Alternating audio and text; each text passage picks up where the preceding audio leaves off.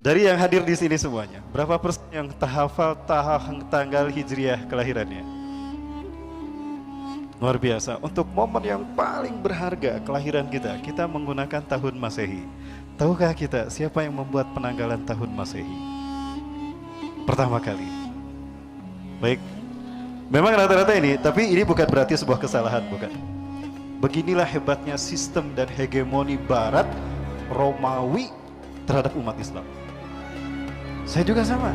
Dulu saya tidak tahu tanggal hijriah saya. Di KTP kita semuanya ada yang pakai tanggal hijriah? Enggak ada. Pakai tanggal Masehi. Kenapa tahun ini ditakan tahun Masehi? Ya. Tahukah kita kalau yang membuat tanggal ini bukan seorang Muslim, bahkan dia berkeyakinan kuat dengan keyakinan pagan. Dionysius Exiguus dari Romawi. Dia seorang biarawan Katolik. Tahun 527 Masehi, dialah yang membuat tanggal Masehi. Penanggalan Masehi ini dia namakan Anno Domini. Bahasa kitanya adalah tahun Tuhan kita. Kata mereka, Tuhan mereka adalah Yesus. Berarti tahun Masehi adalah tahun Yesus Kristus. Lalu dipakai oleh umat Islam. Boleh tidak? Baik. Sekali lagi ini bukan sebuah kesalahan, bukan ya, tapi memang beginilah hebatnya imperialisme Barat dalam berbagai bidang. Salah satunya terhadap penanggalan Masehi. Ada yang menjawab tanggal ini. Badan yang menjawab seperti ini. Saya lahir tanggal 25 Desember 1979. Dirayakan oleh seluruh dunia nih yang terakhir. Betul? Ulang tahunnya dirayakan oleh seluruh dunia. Baik. Penanggalan Masehi adalah tari yang dipakai secara internasional dan oleh kalangan gerejawan dinamakan Anno Domini, disingkat AD. Anno Domini diambil dari bahasa Latin yang artinya tahun Tuhan kita. Orang-orang Latin mereka menyembah Yesus. Ketika mereka menyebutkan tahun Tuhan kita berarti tahun Yesus Kristus.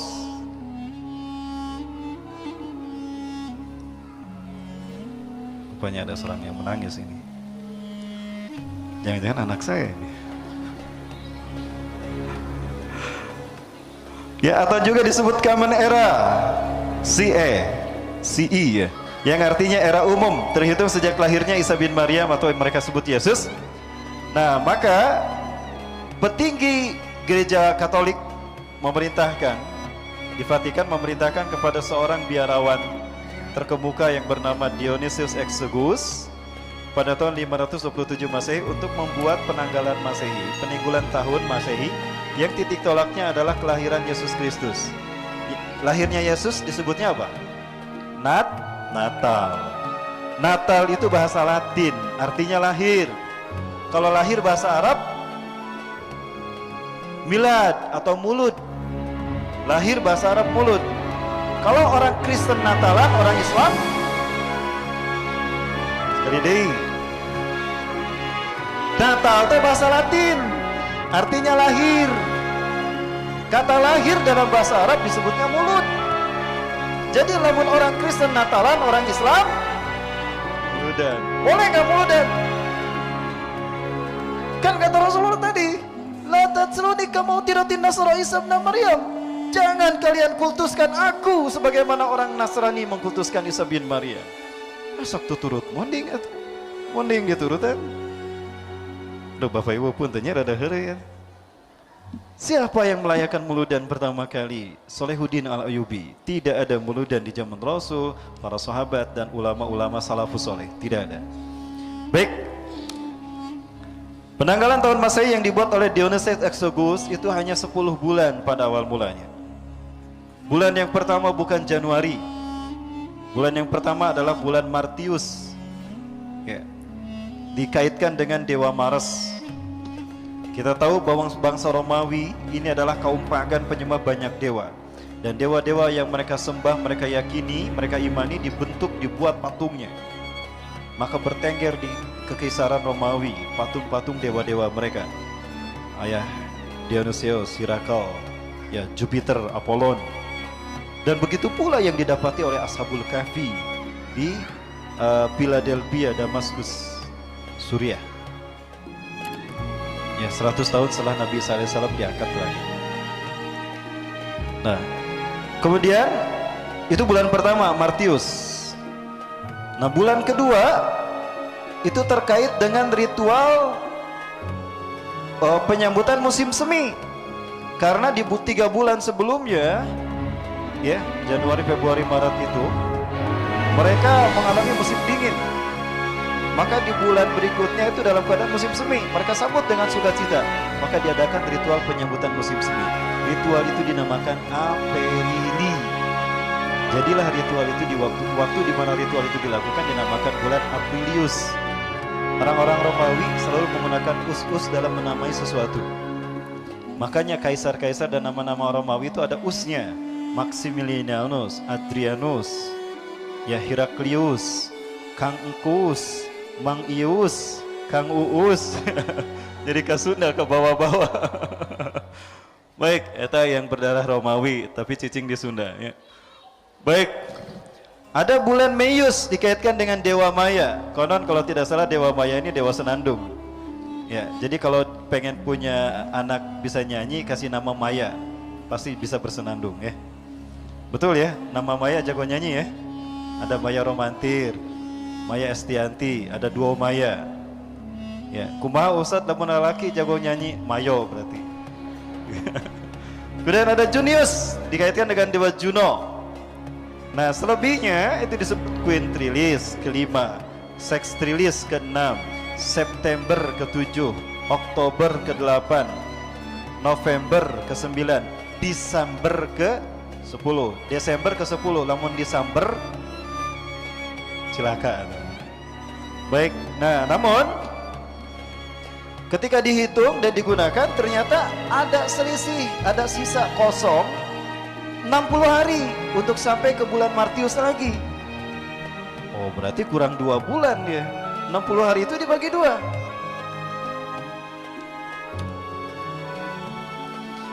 Maka 30 hari pertama diberi nama Januarius, dikaitkan dewa Janus, dewa yang bermuka 2. Satu wajah menghadap ke depan menatap masa yang akan datang, satu lagi menghadap ke belakang menatap masa yang lalu. Ya. Maka wajar kalau bulan Januari menjadi bulan pertama, karena dikaitkan dengan dewa yang bermuka 2, Janus. Nah, bulan berikutnya biasanya sebelum bulan Martius ada ritual ruatan kampung. Dan ini biasa dikaitkan dengan dewa Febria atau Dewi Febria. Dewi kasih sayang, cinta kasih. Nah, makanya di bulan Februari ini ada hari Valentine, hari kasih sayang, terkait dengan dewa Febria. Maka bulan itu dinamakan bulan Februarius. Maka genaplah bulan mereka menjadi 12.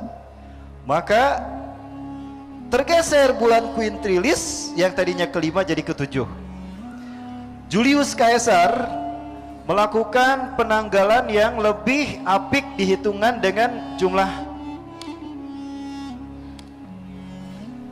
hari. Dan dalam setahun ternyata 3 bulan 360 hari.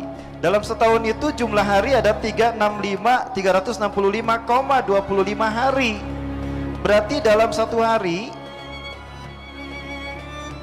ya dalam satu tahun 0,25 dikali 24 jam itu bisa 6 jam setiap tahunnya. Ada lebih 6 jam. Nah, kalau berarti dalam 4 tahun itu ada lebih sehari. Berarti 365, tapi 366. Maka muncullah tahun kehabisan. Maka disempurnakanlah penanggalan Dionysius Exiguus, maka lahirlah kalender Julian yang disusun oleh kalender oleh Kaisar Julius Caesar. Untuk menghormati namanya, maka diabadikan nama Kaisar Julius ini menjadi nama bulan. Bulan Quintrilis yang ke-5 diganti jadi bulan Juli. Jadi setelah Juni, Juli. Begitu pula Kaisar Augustus. Dia juga memiliki pengaruh kepada bangsa Romawi yang besar, tidak kalah dengan Julius Caesar. Maka Sextilis diganti dengan nama Augustus. Jadilah setelah Julius ada Augustus. Ya. Namun sepanjang perjalanan penggunaan kalender Julian ini ada penyempurnaan yang dilakukan oleh Paus Gregorius ke-13, di mana ada kemelesetan antara musim dengan tanggal tidak sama. Ya, Desember itu bisa turun salju. Oh, kenapa ini mah panas nggak turun salju? Berarti ada salah hitung. Maka dipangkas bulan Masehi ini, tahun Masehi ini sekian hari. Kalau tidak salah dipangkas sampai 40 hari ya, atau 20 hari. Dipangkas 20 hari agar sesuai dengan musim. Maka lahirlah kalender baru yang disebut kalender Gregorian. Kalender inilah yang digunakan di seluruh dunia sampai hari ini. Kalender Gregorian. Suku Maya juga membuat kalender Yucatan. Tapi beda. Dan kalender Yucatan berakhir hanya di tahun 2012. Dan inilah kalender yang digunakan oleh Mama Loren. Sehingga Mama Loren meramalkan kiamat 2012. Dan beliau memilih meninggal sebelum 2012. Betul? Karena takut kiamat datang. Baik, Alhamdulillah. Jadi sudah jelas bagi kita bahwa ternyata tahun Masehi ini satu dibuat oleh siapa? Seorang biarawan Katolik namanya Dionysius Exiguus. Dia beriman tidak? Dia imannya kepada siapa Tuhannya Dionysius? Allah apa Yesus? Yesus. Kira-kira dia membuat bulan, penamaan bulan berdasarkan syariat Islam, berdasarkan iman Islam, atau berdasarkan keyakinan Yesus Kristusnya? Ya berdasarkan keyakinan Kristennya. Akhirnya kita pakai sekarang. Berarti kita menggunakan kalender Yesus Kristus. Boleh tidak? Nah, mulai hari ini ganti ya, cari tahu kelahiran hijriahnya kapan. Woi, nanti kita makan-makan di mana? Di restoran di kafe 18. Bisa masuk ada pengajian di jalan mana? Jalan Anggrek kapan? Nanti 14 Rabiul Akhir ya. Hari Senin. Nah, gitu. Bikin agenda. Kembalikan. Kalau bukan kita yang menggunakan kalender hijriah, lalu siapa? Betul? Nanti kalau ketemu saya lagi saya tanya, Bu, lahirnya kapan? Lalu siapa? Kalender hijriahnya. Ada kalender kan? Ada buku agenda yang bisa menghitung sampai 50 ke belakang. Ada rumusnya untuk mengetahui kita lahir hijriahnya kapan. Ya, cari ya. Ya, Rabiul Awal ya, saya juga Rabiul Awal, hari Rabu. Ya, udah ketemu alhamdulillah. Tahunnya 1390 sekian lah ya. Baik, Ibadah. Kemudian tentang Natal. Natal itu bahasa Latin, artinya lahir. Secara istilah, Natal itu adalah upacara orang Kristen untuk memperingati hari kelahiran Yesus Kristus, Tuhan Yesus, maka disebut Natal. Jadi kalau orang Kristen Natal melahirkan lahirnya Yesus Kristus, Tuhan. Hari Mauludan merayakan hari lahirnya Nabi Muhammad, Tuhan bukan? Tapi dan Natalan merayakan hari lahirnya Tuhan. Hari Mauludan lagi para sekali lagi kita tidak boleh tasabuh. Segala sesuatu yang bertentangan dengan Quran dan Sunnah itu harus kita tinggalkan. Seseorang dikatakan sah iman Islamnya jika memenuhi dua syarat. Para ulama sebetulnya membuat banyak syarat. Ada banyak syarat untuk mengatakan seseorang sah iman Islamnya. Dari sekian banyak syarat tadi cuma dua yang menjadi pokoknya, minimalnya dua. Yang pertama al-mutaba'ah, yang kedua ikhlas. La tasihu aqidatul mar'il muslimi illa bisyartain. Tidak sah akidah seorang muslim kecuali memenuhi dua syarat. Yang pertama al-mutaba'ah. Ma hiya al-mutaba'ah? Ayakuna kitabullah wa sunnatun nabihi masdar aqidati. Yaitu dia mengantungkan imannya, dia membangun iman Islamnya tentang hidup dan kehidupannya berdasarkan Quran dan Sunnah. Mana yang sesuai dengan Quran Sunnah itu yang dia imani. Mana yang tidak sesuai dengan Quran dan Sunnah dia tolak. Wala tasihul aqidatul mar'il muslim bitaqalladi alal masayyih. Dan tidak sah akidah seorang muslim kalau taklid kepada syekhnya, taklid kepada gurunya. Ada cek mama ke kieu, cek syekh juga kieu, cek guru ke kieu. Salah, tidak bisa. Kenapa kamu mengikuti syekh anu? Karena saya ini berkata sesuai dengan Quran dan Sunnah, saya ikutin. Nah itu ittiba. Nah, saya itu hafal Quran, hebat. Nah itu taklid. Kagum kepada kebebasan syekh, lalu diikutin, itu taklid. Kita mengikuti syekh karena dia sesuai Quran Sunnah. Nah itu ittiba. Yang kita boleh, yang diperintahkan ittiba, bukan taklid. Maka syarat yang pertama al-mutaba'ah. mengikuti Quran dan Sunnah. Syarat yang kedua ikhlas. Ikhlas ini ada dua implikasinya. Yang pertama, jika kita mendapati kebenaran itu datang dari Quran dan Sunnah, maka kita ikhlas meyakininya, ikhlas mengamalkannya. Itu yang pertama. Ikhlas yang kedua, apabila ternyata setelah dibongkar dengan Quran hadis, keyakinan kita, amalan kita bertentangan dengan Quran Sunnah, kita harus ikhlas meninggalkannya. Baik Bapak sekalian, jika datang kebenaran dari Allah dan Rasulnya, jika ada kebenaran yang kita temukan kemudian dari Quran dan Sunnah, yang sebelumnya kita tahu, lalu kita tahu ini dari Quran dan Sunnah, mau mengikutinya? Mau? Halo? Mau mengikutinya Bapak Ibu? Mau ya? Ingatlah Allah Maha mendengar. Ya Allah, saksikanlah ya Allah. Yang kedua, jika ternyata apa yang kita yakini selama ini, jika ternyata apa yang kita amalkan selama ini dan kita dakwahkan bertentangan dengan Quran dan Sunnah, siap untuk meninggalkan ya? Siap. Allahumma fashhad. Ya Allah, saksikan. Saya sudah menyampaikan para muslimin. Baik, wafilah rahmakumullah. Kalau ada sesuatu yang bertentangan Quran Sunnah, kita pertahankan, dia akan menjadi beban berat di akhirat. Kita akan menyesal di akhirat ketika yaumul hisab. Kenapa aku mengikuti seseorang tanpa ilmu? Quran surat Al-Isra ayat 36. A'udzubillahi minasyaitonir rajim. Wa la takfu ma laysa laka bihi ilmun. Wa la takfu ma laysa laka bihi ilm. Bila boleh dibaca ilm ya, naqal. Inna sam'a wal basara wal fuada kullu ulaika kana anhu mas'ula. Jangan kamu mengikuti sesuatu yang tidak ada ilmunya tentang itu. Karena pendengaran, penglihatan, hati akan ditanya, kenapa kamu melakukan itu? Kenapa kamu meyakini itu? Kalau jawaban kita Quran dan Sunnah, aman di akhirat nanti. Tapi kalau jawaban kita, ada saya anu juga melakukannya, saya ini lulusan Madinah, hafal Quran dan hadis, tidak diterima. Itu taklid namanya. Baik, ikhwanifilah rahmatullah. Itu syarat sahnya akidah. Baik, jadi tidak boleh tuturut munding.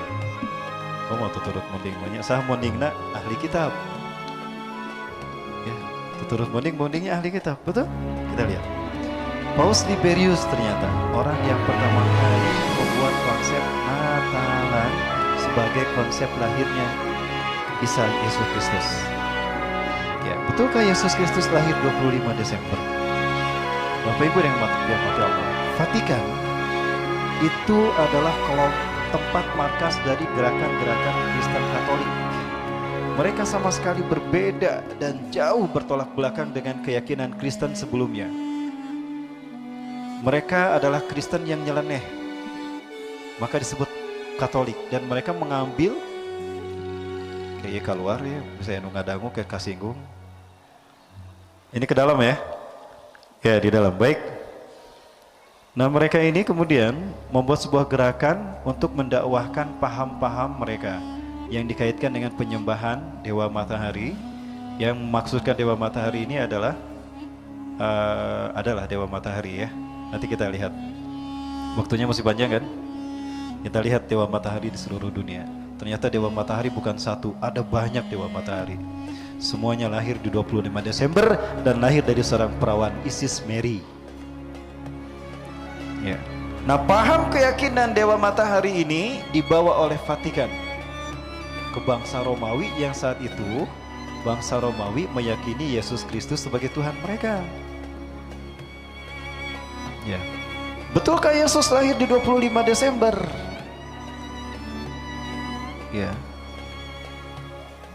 Maka para pendeta Vatikan inilah yang membuat pengaruh, menanamkan cerita, membuat sebuah cerita dongeng kepada bangsa Romawi, sehingga bangsa Romawi menerima pengaruh yang dipropaganda disampaikan oleh Vatikan, sehingga mereka menerima kenyataan yang ditetapkan oleh Kaisar Konstantin, di mana Kaisar Konstantin pada tahun 330-an 330 atau 340 menyatakan kalau 25 Desember itu hari lahirnya Yesus Kristus. Betulkah Yesus lahir di tanggal 25 Desember? Di dalam Bible versi Lukas, ya, Bible Lukas, Ternyata Yesus lahir pada masa kekuasaan Kaisar Augustus yang saat itu sedang melaksanakan sensus penduduk karena banyak imigran. Di bulan itu banyak orang-orang bermigrasi ke Bethlehem. Kenapa? Karena di Bethlehem banyak makanan, banyak mata pencaharian. Maka orang-orang hijrah ke Bethlehem. Maka di saat itu Kaisar Augustus melakukan sensus penduduk. Nah, ada Yusuf dan Maria yang sedang hamil tua datang ke Bethlehem. Melihat, mencari-cari hotel dan mes untuk tempat tinggal, ternyata tidak ditemukan. Sementara Maria sudah tidak kuat ingin melahirkan. Maka ada seorang pemilik lumbung padi menerima Maria dan Yusuf, menawarkan, itu ada lumbung padi, ada kandang sapi dan lumbung padi. Mungkin di situ bisa digunakan untuk melahirkan, untuk persalinan Maria. Biar saya bersihkan dulu. Maka betul kan, Yesus lahir di lumbung padi. Cerita mereka. Ya. Di mana pada saat itu, di malam lahirnya Yesus, para penggembala kambing menggembalakan kambingnya di padang-padang rumput, karena padang rumput tumbuh rumput subur. Nah, baik. Bulan Desember biasanya turun salju ya. Mungkin nggak di bulan Desember padang rumput menumbuhkan rumput yang bagus sehingga para pengembala kambing menggembalakan rumput di bulan Desember. Padahal di bulan Desember Romawi itu, Palestina itu, Syam biasanya turun hujan salju. Mungkinkah menggembalakan kambing di musim salju? Ini kontradiktif antara konsep Natal 25 Desember dengan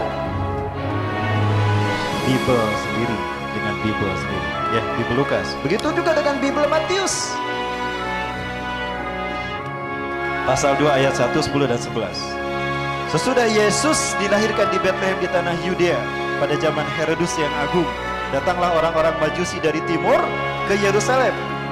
Mereka melihat bintang berapi, komet hijau bergerak. Wah, ini Yesus sudah lahir, bayi itu sudah lahir. Dicari-cari, ketika didapati di rumah yang di mana Yesus tinggal, ternyata Yesus sudah dilahirkan. Maria sudah menggendong Yesus. Pada saat itu, para pendeta Majusi dari timur ke Yerusalem ini melihat bintang di langit. Berarti langit dalam keadaan cerah. Cerahkah langit di musim salju? Tidak. Mungkinkah bintang terlihat di musim salju? Berarti konsep Natal 25 Desember bertentangan dengan Bible, kitab suci orang Kristen sendiri. Jadi ternyata rambung katanya akidah nate. Kumaha itu. Baik, para sekalian, kayak begitu nyambung begra, lamun dibahas dilanjutkan. Jadi, para sekalian, penjelasan ini semua tidak sesuai. Ya. Lalu dari mana doktrin ini? Doktrin ini lahir dari para pendeta Sanhedrin. Mereka lah pendeta Yahudi yang memasukkan Taurat menjadi Talmud. Ya. Dan mereka dibantah dan diperangi oleh Nabi Isa alaihissalam, sehingga Nabi Isa terancam nyawanya. Maka Nabi Isa menyelamatkan diri dengan mengembara ke seluruh dunia. Dalam pengembaraannya itu beliau disebut Al-Masih, ya, mengusap dunia dengan pengembaraannya. Kedua, beliau bertemu dengan sebuah kaum yang banyak orang-orang yang buta karena sejak lahir itu disembuhkan dengan cara diusap, masahayam sahu, maka dia bergelar Al-Masih. Kenapa Allah memberi gelar Al-Masih kepada Nabi Isa? Karena Allah akan memberikan mukjizat penyembuhan untuk dakwah kepada manusia dengan cara mengusap, masahayam sahu masihun atau mashatan. Ternyata banyak kelompok-kelompok yang menentang Natal ini. Bukan hanya kalau orang Islam sudah pasti menentang. Ya. Ada fakta penolakan terhadap ritual Natal. Yang pertama, Katolik Encyclopedia edisi 19 tahun 1911 tentang Christmas. Natal bukanlah upacara gereja yang pertama, melainkan ia diyakini berasal dari Mesir, perayaan yang diselenggarakan oleh para penyembah berhala dan jatuh pada bulan Januari. Kemudian dijadikan kelahiran Yesus. Di dalam buku yang sama tentang Natal Day dinyatakan sebagai berikut. Di dalam kitab suci tidak ada seorang pun yang mengadakan upacara atau penyembelihan perayaan untuk merayakan kelahiran Yesus. Hanyalah orang-orang kafir saja seperti Firaun dan Herodes yang berpesta pora merayakan hari kelahirannya ke dunia ini dengan meledakkan bom-bom mercon. Bom-bom mercon. Apa? Bom mercon. Apa? Petasan, kembang api, mercon. Dan itu perilaku kaum Majusi. Kayak malam kan ya? Kayak malam sok rame ya? Itu ritual Majusi. Para penyembah dewa matahari. Orang-orang Majusi menyembah Ahura Mazda, dewa matahari mereka, dengan menyalakan mercon kembang api. Ya, subhanallah. Baik, banyak sekali para sekalian. Yang kedua, Ensiklopedia Britannica edisi 1948 juga menyatakan yang sama. Natal bukan upacara gereja abad pertama. Yesus Kristus atau para muridnya tidak pernah menyelenggarakan, dan Bible juga tidak pernah menyelenggarakannya. Upacara ini diambil oleh gereja dari kepercayaan kafir penyembah berhala. Yang ketiga, Ensiklopedia Americana tahun 1944 menyatakan, menurut para ahli pada abad-abad permulaan, Natal tidak pernah dirayakan oleh umat Kristen. Pada umumnya umat Kristen hanya merayakan hari kematian orang-orang terkemuka saja, tidak pernah merayakan hari kelahiran. Jadi ulang tahun, nah ulang tahun begitu berarti sama. Ya, sunnah dari siapa? Sunnah paganis. Ya, namun merayakan ulang tahun berarti merayakan, mengikuti ritual kaum pagan. Ada nusuk ulang tahunan. Baik para sekalian, lalu seperti apakah kisah Yesus yang sesungguhnya? Dan kenapa muncul pelanggaran seperti itu? Penyimpangan seperti itu? Bahwa ini ada tayangan. Mudah-mudahan bisa membantu kita untuk memahami hal ini.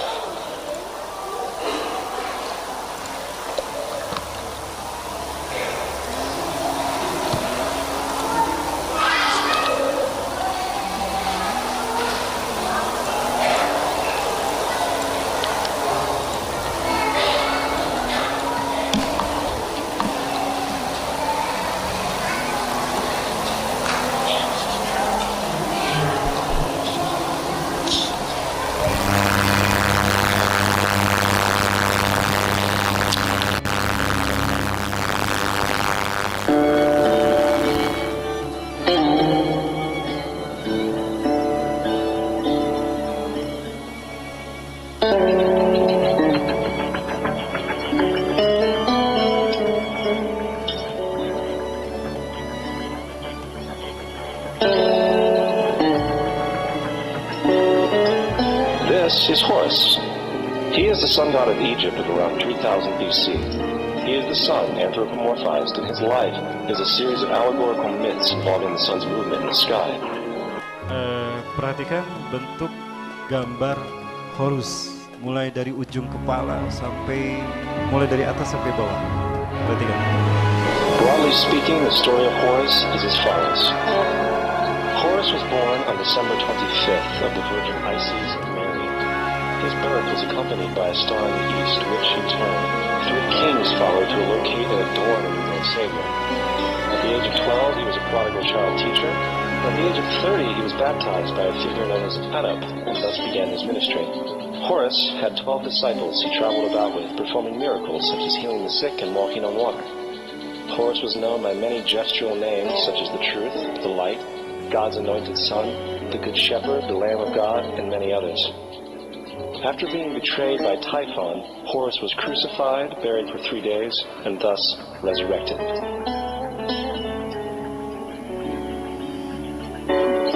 Jesus Christ was born of the Virgin Mary on December 25th in Bethlehem. His birth was announced by a star in the east, which 3 kings or magi followed to locate and adorn the new Savior. He was a child teacher at 12. At the age of 30, he was baptized by John the Baptist, and thus began his ministry. Jesus had 12 disciples, which he traveled about with, performing miracles such as healing the sick, walking on water, raising the dead. He was also known as the King of Kings, the Son of God, the Light of the World, the Alpha and Omega, the Lamb of God, and many, many others. After being betrayed by his disciple Judas and sold for 30 pieces of silver, he was crucified, placed in a tomb, and after 3 days was resurrected and ascended into heaven. First of all, the birth sequence is completely astrological. Muslim, di bulan Desember matahari itu bergerak ke arah selatan. Ya, di bulan Desember itu matahari bergerak ke selatan dan ke bawah. Ya, kemudian di tanggal 22, 23, 24 berapa hari? 3. Di tanggal 22, 23, 24 matahari bergerak rendah di bawah, pas di horizontal sehingga tidak terlihat, seolah-olah matahari mengalami kematian 3 hari. Di awal tanggal 12 sebelum itu terjadi, ada muncul bintang Osiris yang menampakkan bentuk salib yang jelas. Salib. Kemudian ada 3 bintang Three Kings, itu mengarah ke arah munculnya matahari. Three Kings di sini 3, salib. Nah, matahari 3 hari kan, 22, 23, 24. Tanggal 25 Desember muncul ke arah berlawanan utara. Tanda dimulai musim yang mereka tunggu-tunggu, musim semi. Itu disebut dengan sunrise, Sunday, Sun God. Hari lahirnya matahari, dewa matahari. Itu dinamakan Sunday. Tadi saya tanya hari Minggu bahasa Inggrisnya apa? Sunday. Adakah hubungan Sunday dengan Sunda? Ternyata ada. Lah, naon hubungan aja Sunda? Ya, jangan kemana-mana, tetap bersama saya. Kita lanjut. The star in the east is Sirius, the brightest star in the night sky, Nah, which salib berasal dari sini. aligns with the 3 brightest stars in Orion's belt. These 3 Tanggal 24 stars sejajar dengan 3 raja, all today Three as Kings, they were called in ancient times. mengarah ke lahirnya matahari. And the 3 kings and the brightest star, Sirius, all point to the place of the sunrise on December 25th. This is why the 3 kings follow the star in the east in order to locate the sunrise, the birth of the sun.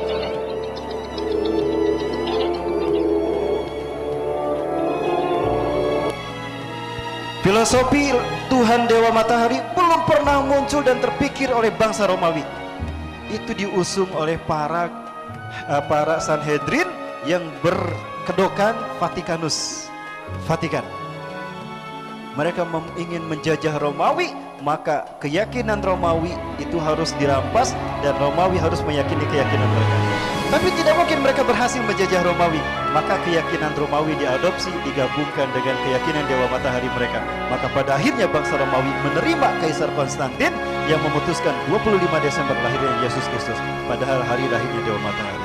Maka diceritakan Yesus itulah Dewa Matahari. Kalau memang betul Yesus Dewa Matahari, lalu siapa Dewa Matahari yang pertama sebelum Yesus lahir? Itu akan kita jawab insya Allah. Tadi saya katakan perhatikan apa yang ada di kepala, perhatikan bentuk wajah Horus, dan perhatikan mata Horus. Itu akan nyambung kepada Iblis dan Dajjal. Iblis dan Dajjal. Betulkah demikian? Luar biasa.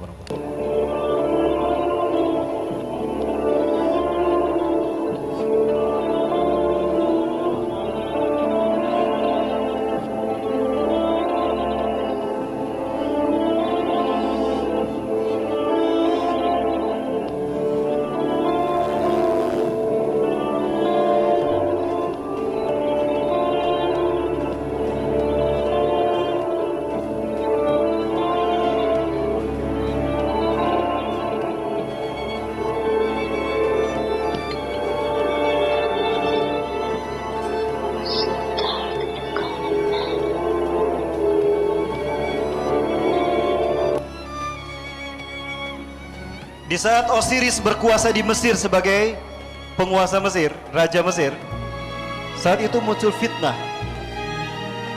Fitnah yang mengatakan kalau Osiris bukan orang Mesir, tapi bangsa Haikos yang datang ke Mesir, keturunan bangsa Haikos, dia menjadi penguasa Mesir. Ini tidak boleh. Maka terjadi kudeta, digulingkan dan Osiris ini mati. Maka Horus, dia bangkit membawa menyelamatkan kekuasaan ayahnya. Maka perang itu terjadi dan saat itu Horus kehilangan sebelah mata kanannya. Namun Horus berhasil memimpin perang melawan para kudetalis. Para pengkudeta. Maka menanglah dia dan dia dinobatkan menjadi raja berikutnya. Karena dia kehilangan sebelah matanya, maka dia disebut raja atau Tuhan bermata satu. Itu perang sekalian. Dan dia bergabung dengan para patih-patih raja ayahnya, ya, kemudian Horakti, maka terbentuklah Rahorakti. Ini keyakinan yang coba kita ungkap, tapi luar biasa. Keyakinan ini malah menyesatkan banyak manusia di muka bumi.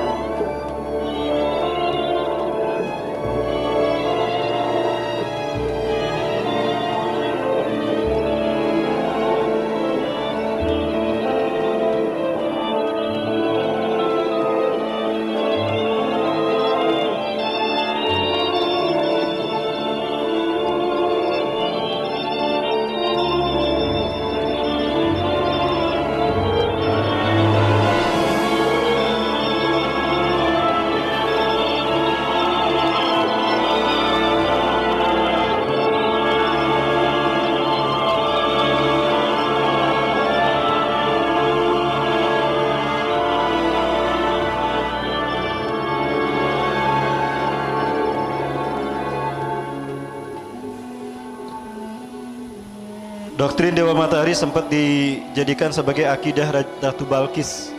Di zaman Nabi Sulaiman, doktrin ini dihapuskan. Maka Ratu Balkis didakwahi dan Ratu Balkis pun masuk Islam. Ini cerita versi orang Kristen yang masuk Islam. Noriega, ini adalah mu'alaf. Usianya 1 tahun di bawah saya. Dia dari London, dia membuat film ini. Dia mengatakan tentang cerita yang sesungguhnya tentang Yesus dan Siti Maria. Tentang Maria ya.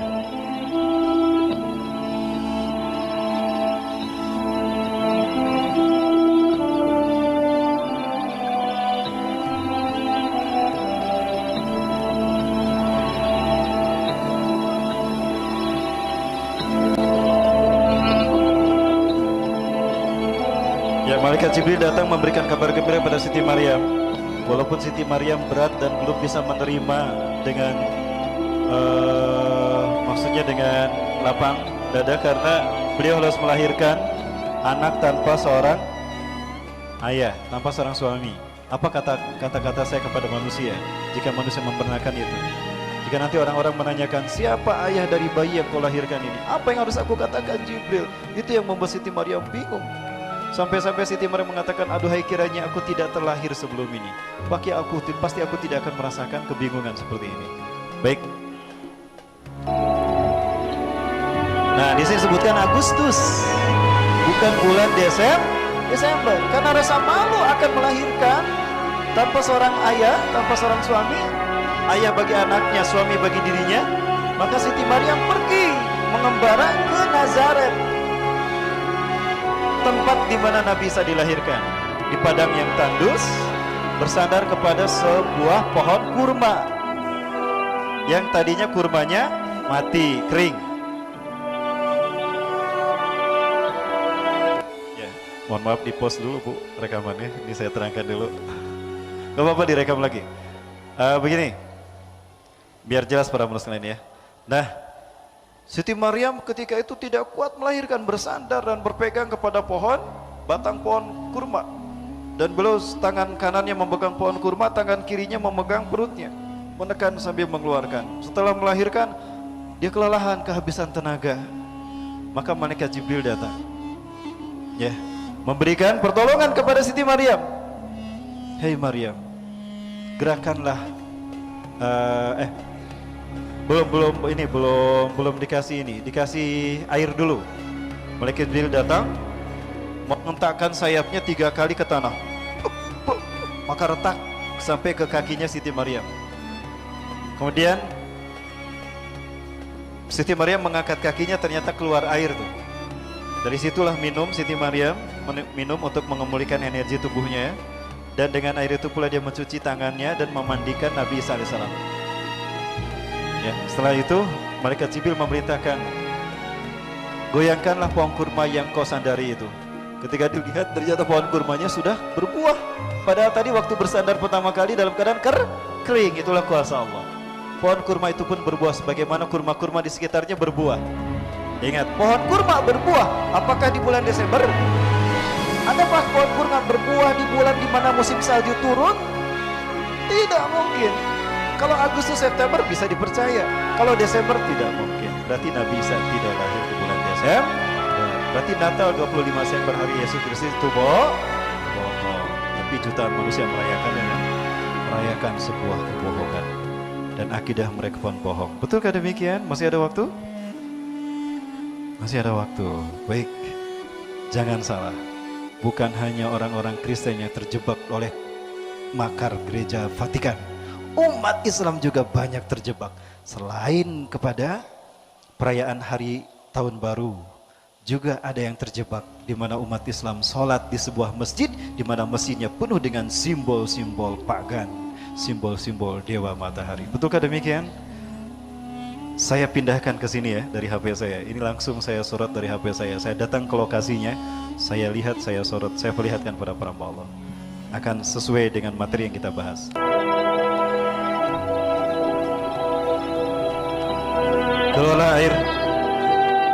Dengan air ini Siti Maryam minum, memulihkan energinya. Ya. Kemudian juga memandikan Nabi Isa dengan air tadi. Kemudian Jibril memberikan informasi kepada Siti Maryam, jika nanti orang-orang berbicara kepadamu, bertanya tentang siapa ayah dari janin yang kau lahirkan, dari anak yang kau lahirkan, katakan, inni nadartu lirahmani sauman falam ukallimal insiya yaumal insiya. Katakan, aku saum, bernazar kepada Allah untuk saum, maka aku tidak akan pernah berkata-kata. Lalu siapa yang akan memberitahukan kami kalau siapa hakikat bayi yang kau lahirkan? Maka tunjuklah dia, biar bayimu yang berbicara.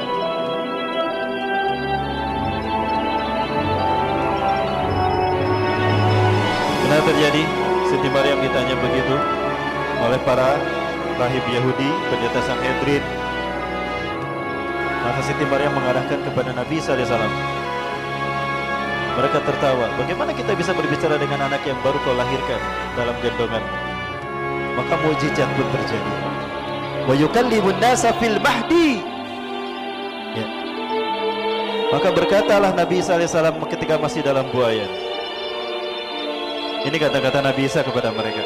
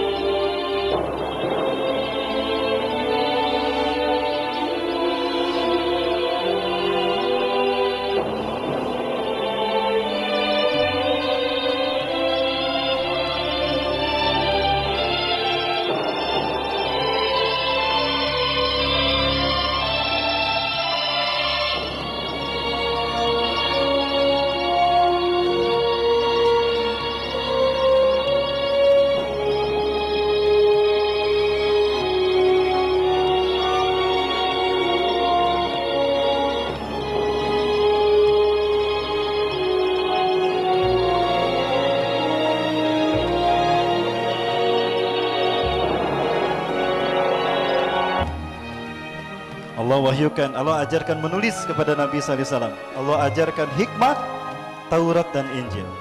Kenapa Taurat diajarkan juga kepada Nabi Isa? Nah, penuh sekalian, cerita keajaiban tidak berjalan di situ saja. Pada berikutnya Nabi SAW dipelihara oleh Siti Maryam. Kemudian setelah Siti Maryam,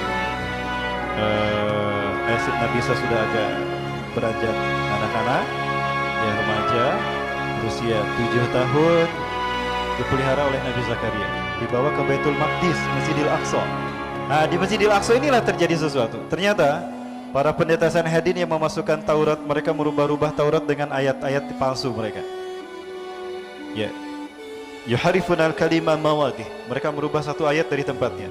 Sumayaktubunal kitab bi aidihim, lalu mereka menulis ayat dengan tangan mereka sendiri. Sumayakuluna hadza min indillah, lalu mereka mengatakan ini datang dari Allah, padahal bukan dari Allah.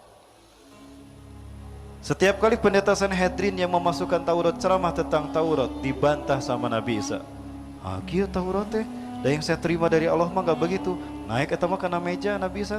Wailun lakum, celaka kalian. Innakum tuharifunal kalima mawadih. Kalian telah merubah satu ayat dari tempatnya.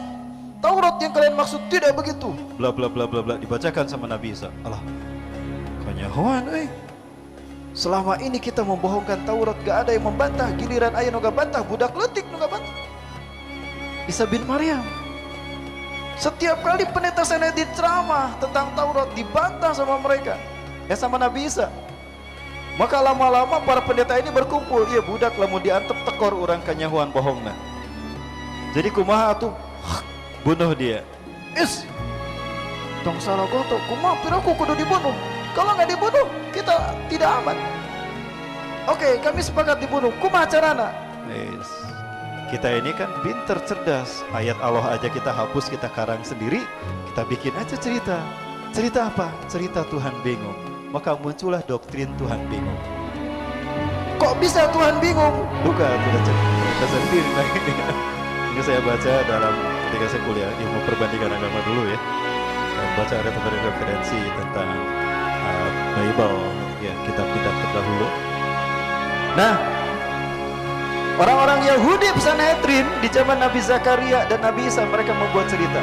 Intinya ingin membunuh Nabi Isa. Kumaha carana supaya tidak terlihat makar mereka, dibuat doktrin. Tuhan bingung. Kenapa Tuhan bingung? Bingung mikirin Adam. Sudah dilarang jangan memetik dan memakan buah hudi, dimakan jeung Hawa. Maka Tuhan murka kepada Adam. Di saat Tuhan akan menghukum Adam, aduh, Adam ini manusia, kalau aku hukum kasihan. Jangankan Adam, alam semesta disintrek hancur, komo Adam ya. Bingung Tuhan, hukum jangan. Di situ bingungnya Tuhan. Akhirnya Tuhan punya ide. Tadi nanti apa aku dukung mah. Inilah gilanya orang Yahudi Sanhedrin. Ingat para pendeta Sanhedrin merubah baju mereka menjadi ordosion. Ordosion mereka kuat berpengaruh saat itu menjadi Knight Templar. Knight Templar berubah menjadi Illuminati. Illuminati berubah menjadi Freemason. Mereka yang mengusung gerakan Zionis sampai hari ini. Mereka masih hidup sampai sekarang. Maksudnya gerakan mereka dan ambisi mereka. Dan mereka ada di balik pernyataan Donald Trump. Wah, mau dibahas nyambung ya. Tapi waktunya nggak cukup, sebentar lagi. Nanti tunggu episode berikutnya. Ya, baik, lanjut. Ada berapa menit lagi? Ada yang mau bertanya dulu sebelum dilanjut? Saya boleh berdiri? Nggak boleh. Baik, tentang Tuhan bingung tadi belum selesai. Ya, ketika Tuhan bingung, kemudian bagaimana?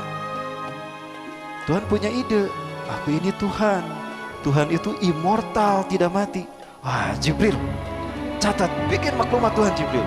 Baik Tuhan, buka laptop Jibril. Maklumat Tuhan, titik 2. Baik Tuhan, nomor 1 Tuhan. Tulis Jibril, Tuhan menjelma menjadi manusia. Aku ini immortal, aku tidak mati. Kalau begitu aku saja yang dihukum. Karena aku gak akan pernah mati. Sehebat apapun hukuman yang aku terima, aku tidak akan mati. Berarti aku harus menjelma menjadi manusia. Oke, Jibril, tulis maklumat nomor 1. Tuhan menjelma menjadi manusia. Udah gitu Tuhan bingung lagi, kalau aku menjelma menjadi manusia, bagaimana cara aku turun ke dunia, ke bumi? Kalau aku muncul begitu saja kayak dikira siluman, berarti aku harus lahir secara normal.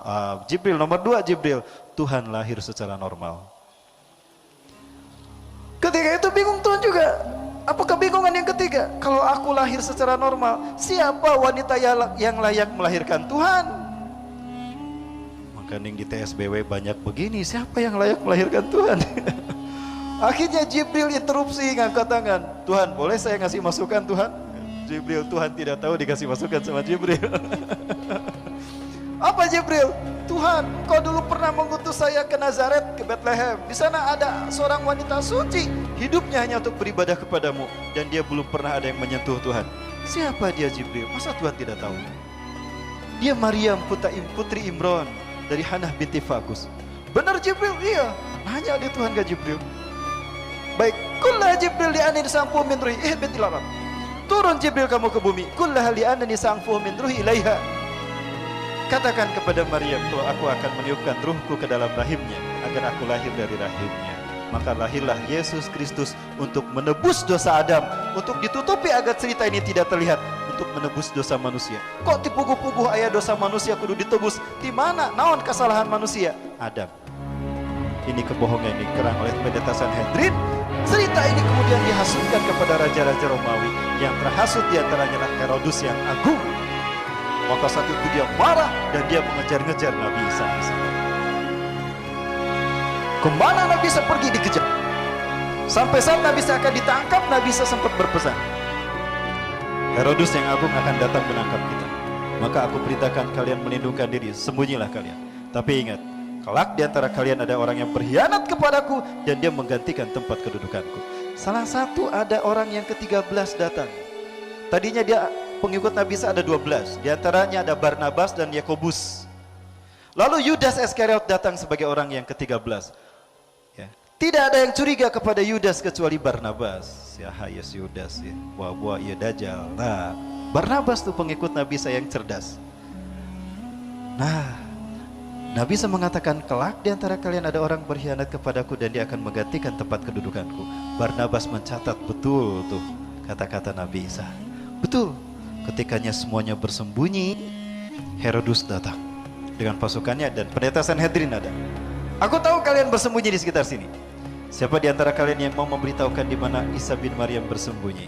Aku akan angkat dia sebagai patih kerajaanku dan aku akan beri dia sepertiga harta kerajaan Herodus. Si Yudas dia adalah Dajjal. Dia lahir 100 tahun sebelum Nabi Musa diutus. Di zaman Nabi Musa dia bernama Samiri.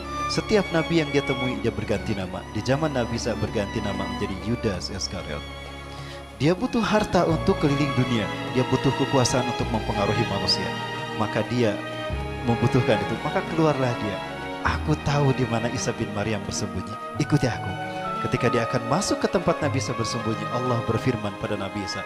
Surat Ali Imran ayat 55. A'udzubillahi minasyaitonirrajim. Iz qala Allahu ya Isa inni mutawaffika wa rafiqa ilayya wa mutahhiruka minal ladzina kafaru wa ja'ilul ladzina tabauka fawqa ladzina kafaru ila yaumil qiyamah summa ilayya marji'ukum fa ahkumu bainakum fima kuntum fihi takhtalifun. Maka ketika Yudas masuk, Nabi Isa sudah diangkat ke langit. Ada tidak Nabi Isa? Tidak ada. Yudas culang-culung. Mana Nabi Isa? Dan dia madi dia. Mana nih? Durangku ngalungit. Di saat itu dia mengalami peristiwa Indri. Ada salibnya orang Katolik, di atasnya ada tulisan Indri, di atas ada patungnya kan, patung Yesusnya ya. Ada tulisan Indri. Indri artinya penjelmaan. Ini dibahas dalam Quran surat An-Nisa ayat 157 159. Surat An-Nisa 157 159. Wa qalim inna qatalnal masiha Isa ibn Maryam Rasulullah wa ma salabuhu wa ma qataluhu wa ma salabuhu walakin syubbiha lahum.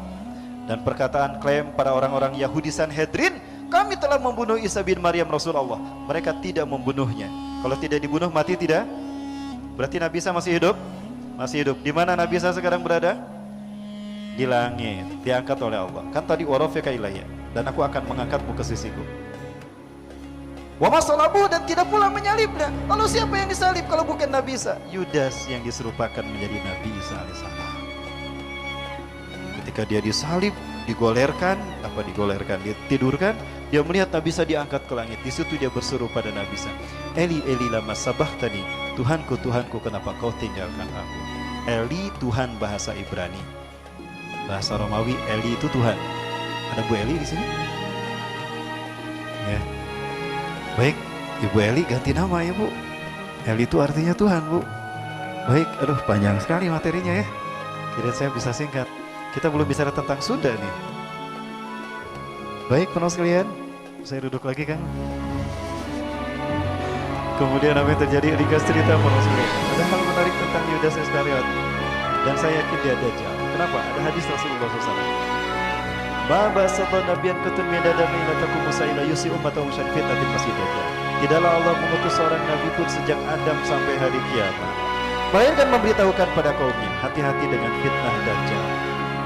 Hari ini aku akan memberitahukan kepada kalian sesuatu yang belum dikabarkan para nabi dan rasul tentang Dajjal. Jadi ada berita tentang Dajjal yang para nabi tidak menyampaikannya, cuma Rasulullah. Apa itu? Ketika Yudas diarak, dia disalibkan. Karena salibnya tinggi, dia membungkukkan badannya. Ya, dia membungkukkan badannya. Itu perayaan Paskah tuh. Dia diarak berjalan. Herodes memegang pedang di tangan kanannya. Old Testament perjanjian lama di tangan kirinya. Pedang itu ditusuk-tusukkan ke tubuh Yudas. Ketika darah keluar, maka berebut itu pendeta Sanhedrin dan diminum. Jadilah rukun agama kelima, agama Kristen, Ekaristi Holy Water. Ekaristi Holy Water, rukun meminum air suci. Kenapa mereka meminum darah Yesus? Karena mereka meyakini jika ada bagian tubuh Yesus bersatu dengan tubuh seseorang, dia tidak akan pernah disentuh api neraka. Banyak daging yang tertusuk dan mengelupas diambil, dicabut, dimakan. Rukun agama ketiga, Ekaristi Kusti Kudus. Jadi agama yang paling kejam di dunia, Tuhannya dimakan. Jangan mau jadi Tuhannya orang Kristen nanti dimakan. Nah, salah satu tusukan pedang Herodes menusuk mata kanan Yudas Iskariot. Kok cuma Rasulullah yang tahu kalau dia tertusuk? Karena kejadiannya terjadi setelah Nabi Isa diangkat. Siapa Nabi berikutnya yang diutus? Nabi Muhammad. Jadi yang disalib siapa? Dajjal. Baik, maka jadilah dia Tuhan bermata satu yang simbolnya banyak di seluruh gereja di seluruh dunia. Hatta di kota Bandung. Bisa tunjukkan yang kota Bandung. Waktu masih ada? Kita sampai jam 11:30 nih. Baik, para sekalian, saya melihatkan sesuatu yang membuat kita tercengang nih. Ada apa ya dengan Pak beliau ini? To completely strip the world from religious beliefs. This is the project, and that is why it is called Novus Ordo Seclorum, a new secular or worldly order. Segitiga atasnya terpotong satu mata. Segitiga simbol Tuhan zaman dulu. Agama Hindu Trimurti, agama Buddha Tridharma, agama Kristen Tripitaka. Trinitas. Trimurti keyakinan agama Hindu. Doktrin dasar agama Hindu, doktrin agama Buddha, Tridharma. Ya, doktrin agama Kristen, Trinitas. Doktrin seseorang di teman saya di kantor, Trianto. Itu Ustadz itu mah ya. Baik, para sekalian ingat, segitiga satu mata. Firaun membangun piramida karena segitiganya bisa dilihat dari barat, timur, utara, dan selatan. Karena dia mengaku Tuhan. Tuhan simbolnya segitiga. Satu mata, siapa yang matanya satu?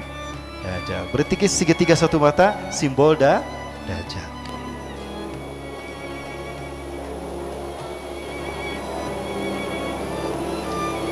You can't handle the truth. Segitiga satu mata di sebuah gereja di Slovakia. Segitiga satu mata di Hongaria, Budapest.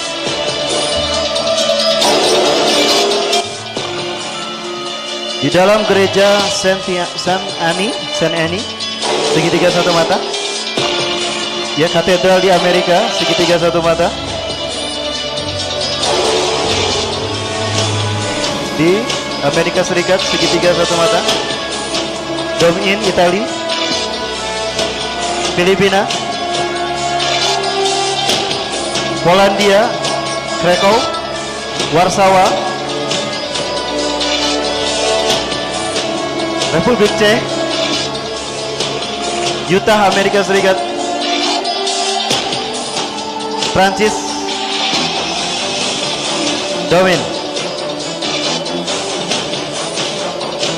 Simbol-simbol ini banyak terdapat di katedral, bahkan di gereja Roma, Vatikan juga terdapat.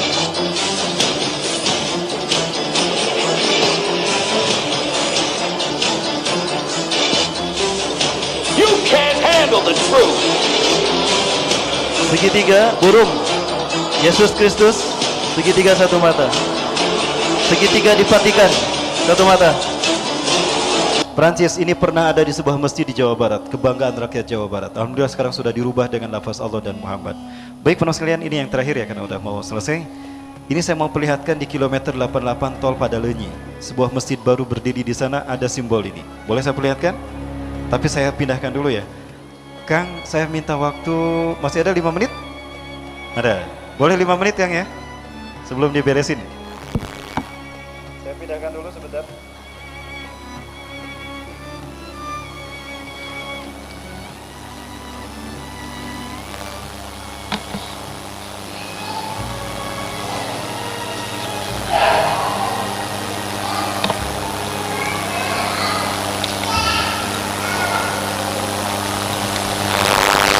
Bapak Ibu, sebentar lagi kita akan selesai karena masjid akan dibereskan ya. Tapi saya minta waktu dulu, ini sedang proses ya. Para Allah bisa saksikan. Ini kan saya perlihatkan sebuah masjid di kilometer 88 yang bikin saya kaget.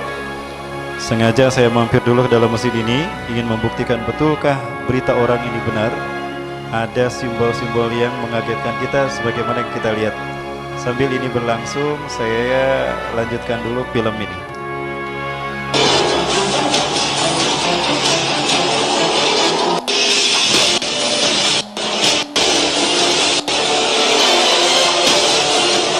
Apakah Anda ingin tahu, ingin melihat seperti apa wajah yang sesungguhnya dari kaum-kaum Sanhedrin hari ini? Ini dia. Ini burung. Burung adalah simbol keabadian sebuah negara. Burung selalu digunakan oleh Tuhan ketika turun ke dunia. Dewa matahari ketika turun ke dunia selalu menggunakan burung. Maka burung menjadi simbol keabadian bagi kemerdekaan sebuah bangsa. Maka jadilah bangsa-bangsa di dunia menjadikan burung sebagai simbol negaranya. Bangsa kita apa simbolnya? Burung. Apakah kebetulan atau sesuatu yang sudah direncanakan? Ini juga simbol Nazi Jerman. Ada dalam pakaian seorang anak laki-laki yang dikadar menjadi seorang Nazi sejati di dunia. Adakah kita mengenal anak Nazi ini siapa dia? Ketika kecilnya dia adalah seorang Nazi tulen. Ketika sudah dewasa, siapa dia? Siapa? Paus Benedictus. Agamanya mereka ciptakan, orangnya mereka persiapkan.